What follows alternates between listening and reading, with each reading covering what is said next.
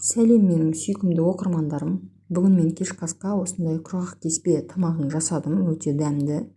Рецепті сіздермен бөлісейін дедім. Ол үшін біз қамыр илейміз. Ұнымызға бір жұмыртқамыз бен тұзды суымызды салып, қатты қылып қамыр илейміз. Қамырымды тындырып қойып қоямын, сосын илеген қамырымды. Енді майымызды қыздырып, етімізді салып, жақсылап қуырамыз. Осылай суы тартылғанша мен қуырам. Енді суы тартылғаннан кейін пиязым мен сәбізімді салып, жақсылап араластырып қуырып аламын.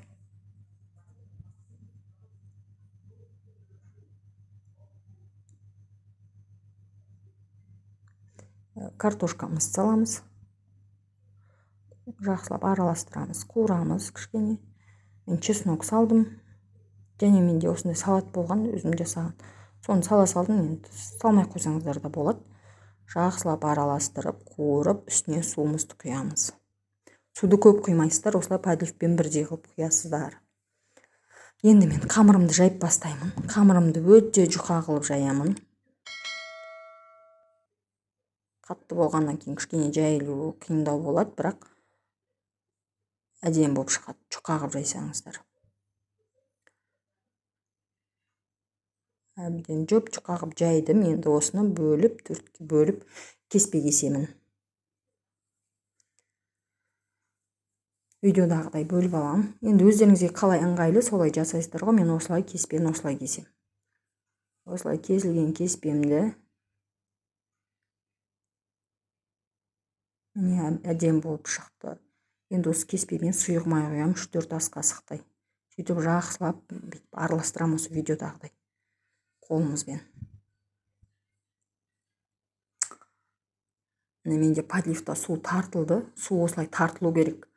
Сосын көбірек болса суын құйып алыңыздар. Осылай кеспемізді саламыз үстінен.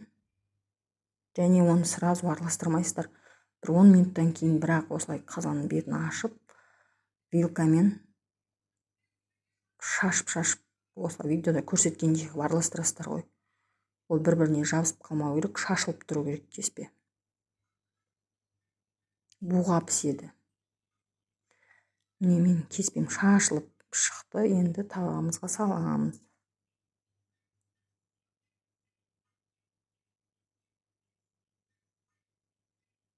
Табағыма салып алам. Иісі деген енді керемет. Сіздер де жасап көріңіздер.